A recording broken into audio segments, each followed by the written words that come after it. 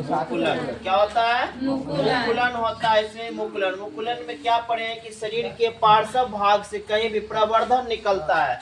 ये प्रवर्धन निकला है और निकलते अगला पहला ये उसका, फिर कुछ दिन बाद बड़ा होकर बढ़ते गया, फिर बढ़ते गया और यहाँ आकर के देखिए कि अपने जनक पीढ़ी को छोड़कर अपना अस्तित्व अलग कायम कर लेता है।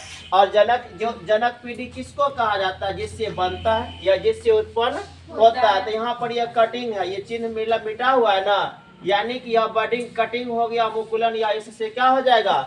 अलग हो जाएगा। अब इसका जीवन अस्तित्व अलग हो गया और इसका इससे क्या हो गया? अलग हो गया। इसमें ऐसा क्यों होता है? बहुकोशिकीय में ऐसा क्यों होता है? क्योंकि बहुकोशिकीय जीवों में उत्तकों का निर्माण होता है। उत्तकों के निर्माण के जब होता है तो उत्तक में अनेक उत्तक होते हैं जिसको खंडित करना संभव नहीं है।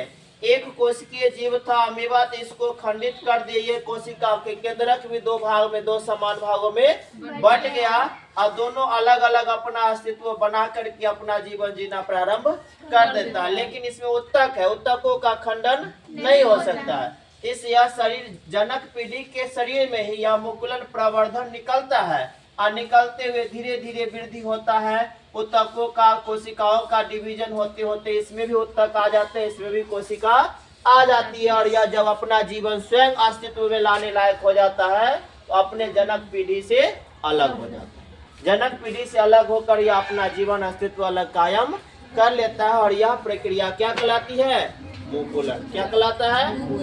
अब क्वेश्चन पूछा जाए कि हाइड्रा में किस प्रकार का अलैंगिक प्रजनन होता है? तो मुकुलन द्वारा। किसके द्वारा होता है? मुकुलन द्वारा होता है, मुकुलन द्वारा होता है। और इसमें ये कौन है? इसको क्या पढ़ते हैं? ईस्ट। ईस्ट जो है वह एक कोशिकीय जीव है, लेकिन इसमें भी क्या होता है? मुकुलन। क्या होता है? मुकुलन होता है। समझ गए?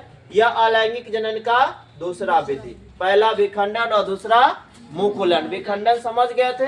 विखंडन कितने प्रकार के होते हैं? दो प्रकार के। कौन कौन पढ़े हैं?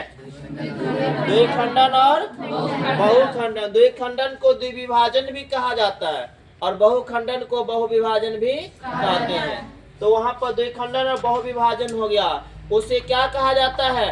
कौन जात कहते हैं? अनुजात कहा जाता है। क्यों कहा जाता है? विखंडन द्वारा उत्पन्न जो होते हैं नई संतति, जिसमें जनक पीढ़ी पूर्ण रूप से क्या होते हैं? समाप्त हो जाता है और दो यानी कि नई संतति में बट जाते हैं, इसीलिए उसे क्या कहा जाता है?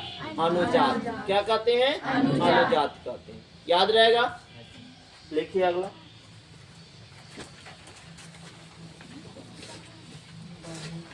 लिखिए तीसरा अपखंडन या पुनर्जनन।